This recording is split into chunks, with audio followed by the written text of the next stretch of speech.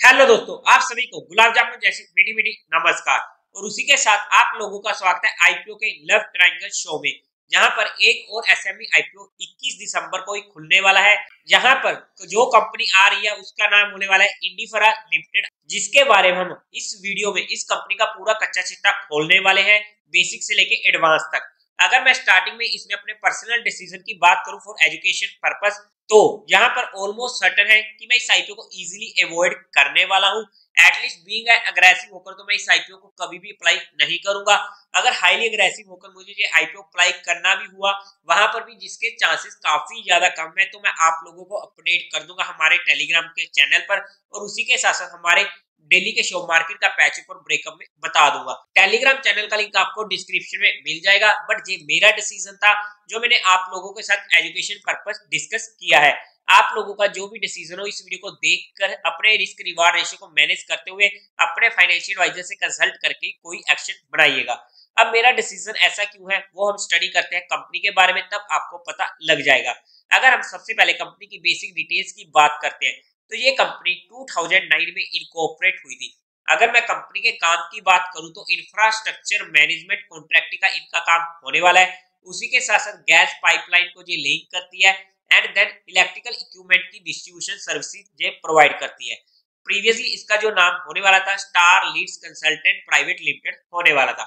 अगर हम मेनली बात करते हैं तो कंपनी के दो बिजनेस वर्टिकल्स होने वाले हैं, जहां पर pipeline and infrastructure management contracting service provide करती है, और सेकंड होने वाला है डिस्ट्रीब्यूशन ऑफ इलेक्ट्रिकल अप्लायंसेस। और उसी के साथ साथ इस कंपनी ने अडानी गैस लिमिटेड के साथ भी काम किया है, जो इस कंपनी के लिए पॉजिटिव पॉइंट हो जाता है। और ये कंपनी प्रोवाइड कर चुकी है gas pipeline management service to the Charotar gas Sahakari Mandali limited को भी। और अगर हम बात करते हैं सेकंड जो इनका वर्टिकल था इलेक्ट्रिकल अप्लायंसेस का, तो वहां पर ये कंपनी प्रोवाइड करती है voltage stabiliser, induction cooktops, inverters, battery, ceiling fans, domestic switch gear and DBs, air coolers, water heaters, modular switches, solar water heaters, air source heat pump, water heater, energy saving fan and space heater. मतलब कि company का जो दोनों काम है अच्छे काम है, इसमें कोई भी बुराई नहीं है। अगर हम एज ऑफ जून 30 2023 के अकॉर्डिंग देखते हैं, तो इनके पास 11 एम्प्लॉयज की टीम होने वाली है। ओवरऑल में कंपनी का काम अच्छा है, उसमें हमें कोई भी दिक्कत देखने को नहीं मिल रही है। अगर हम कंपनी के टेंटेटिव टाइम टेबल की बात करते हैं, तो 21 दिसंबर को जी आईपीओ ओपन होगा, 26 को क्लोज होगा, अलॉटमेंट होगी 27 दिसंबर को, रिफंड मिलने शुरू हो जाएंगे 28 दिसंबर को, आपके अकाउंट में क्रेडिट हो जाएंगे इफ अलॉटेड 28 दिसंबर को। टेंटेटिव लिस्टिंग डेट होने वाली है 29 दिसंबर, यानी मेरे बर्थडे का दिन। और उसी के साथ साथ कुछ और डिटेल्स की बात करते हैं, तो 10 रुपीज पर शेयर का फेस वैल्यू रहने वाला है। प्राइस होगा 65 रुपीज का। 2000 शेयर्स का एक लॉट रहने वाला है। टोटल इशू साइज है 14 करोड़ का। काफी छोटे साइज का ये आईपीओ होने वाला है, तो वहां पर हमारा रिस्क फैक्टर ऑलरेडी इंक्रीज हो जाता है, और रिस्क के साथ साथ रिवॉर्ड भी इंक्रीज होता है। इस पॉइंट को भी हमें ध्यान में रखना होगा। पूरा का पूरा होने वाला है फ्रेश इशू, कोई दिक्कत नहीं है। एनएससी एसएमई पर ये लिस्ट होने वाला है। अगर हम इसके रिजर्वेशन कोटा की बात करते हैं, तो रिटेल कैटेगरी में 50% का और एचएनआई कैटेगरी में भी 50% का होने वाला है। अगर हम लोट साइज की बात करें, तो एक लोट 2000 शेयर्स का होगा रिटेल कैटेगरी में, जहां पर हमें अमाउंट पड़ेगी 1,30,000 रुपीज की। एचएनए में मिनिमम 2 लोट्स के लिए अप्लाई करना पड़ेगा, जहां पर 2,60,000 की अमाउंट पड़ेगी। और उसी के साथ अगर हम प्रमोटर्स की बात करते हैं, तो वहां पर अभिषेक संदीप कुमार अग्रवाल, संदीप कुमार विश्वनाथ अग्रवाल एचयूएफ कंपनी के प्रमोटर होने वाले। प्री इशू थी 96% की, पोस्ट इशू रह जाएगी 67.55% की।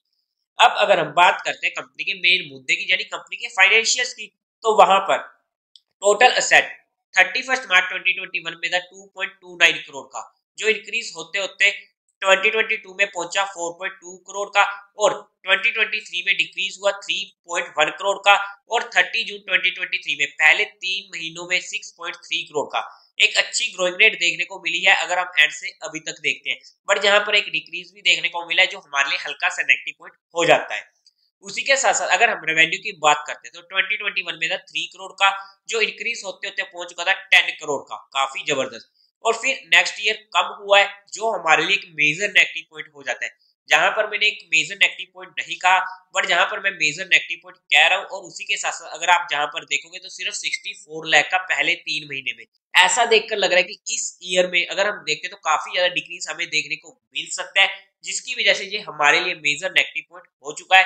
और अगर हम बात करते हैं प्रॉफिट आफ्टर टैक्स की, पहले 2021 में था 10 लाख का प्रॉफिट, फिर इंक्रीज होकर पहुंचा 39 लाख का प्रॉफिट, और फिर इंक्रीज होकर पहुंचा 99 लाख का प्रॉफिट। अच्छा इंक्रीज हमें देखने को मिला है, बट अगर हम पहले 3 मंथ्स में देखते तो फिर से 3 लाख का प्रॉफिट सिर्फ देखने को मिल रहा है। अगर हम रफली भी देखते हैं कि 4 क्वार्टर्स होते हैं तो 3 चौका 12, तो 12 लाख, चलो हमने डबल भी कर दिया, 12 दूना 24 लाख, हमने और डबल कर दिया, 24 इंटू 2 48 लाख का प्रॉफिट। मतलब कि काफी ज्यादा प्रॉफिट हमें इस साल भी कम होते हुए देखने को मिल सकता है। तो यहाँ पर अगर मैं इसके टॉप और बॉटम लाइन की बात करूं फाइनेंशियल वाइज, मुझे यहाँ पर ये कंपनी बिल्कुल भी पसंद नहीं आ रही है, जिसकी वजह से मेरा ऑलरेडी इसमें इंटरेस्ट खत्म हो चुका था। नेटवर्थ की बात करते हैं तो 5.33 करोड़ की, रिजर्व एंड सरप्लस 20 लाख के होने वाले हैं।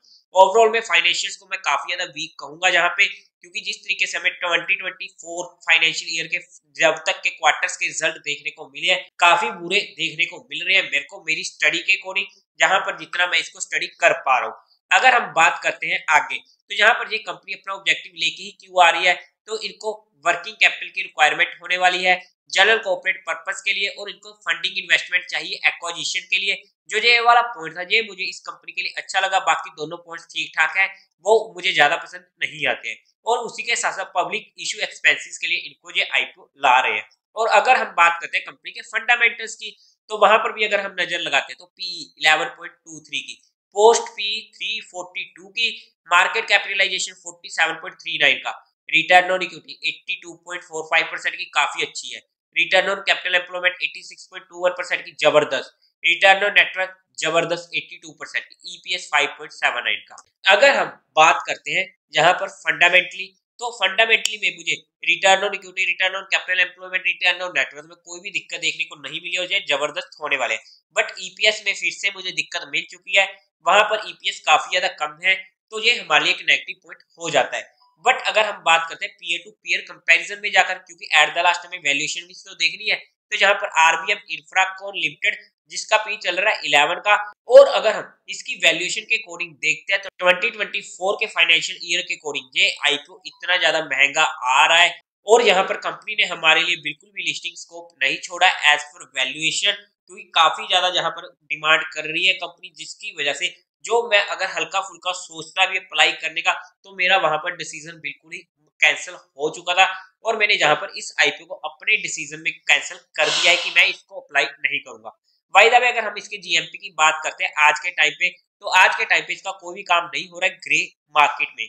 और उसी के साथ साथ ये वीडियो सिर्फ और सिर्फ एजुकेशन पर्पस थी, जहां पर हमने सिर्फ कंपनी को स्टडी करने की कोशिश करी है, किसी भी तरीके की ये कोई भी इन्वेस्टमेंट या ट्रेडिंग की टिप नहीं है। क्या ऐसा नहीं हो सकता है कि ये कंपनी हमें प्रॉफिट नहीं दे सकती?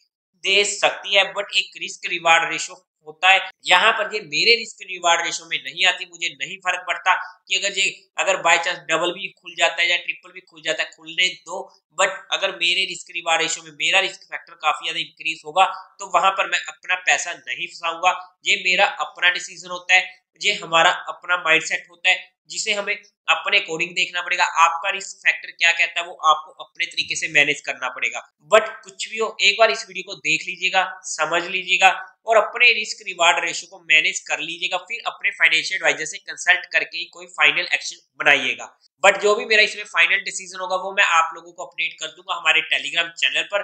और उसी के साथ साथ अगर आप लोगों को म्यूचुअल फंड में कोई भी हेल्प चाहिए हो, या आप लोग चाहते हो कि आपके म्यूचुअल फंड पोर्टफोलियो को हम मैनेज करने में आपकी हेल्प करें as per your needs, as per your risk, as per your goals, तो वहां पर आपको डिस्क्रिप्शन में मेरा नंबर मिल जाएगा, आप मुझसे कांटेक्ट कर सकते हैं। आपकी क्वारी को जल्दी से जल्दी सॉल्व कर दिया जाएगा। तो देवी और सज्जनों, उम्मीद है आप लोगों को ये वीडियो अच्छी लगी होगी, तो इस वीडियो को लाइक कीजिएगा, शेयर कीजिएगा, और साथ ही साथ चैनल को सब्सक्राइब करें। हर हर महादेव।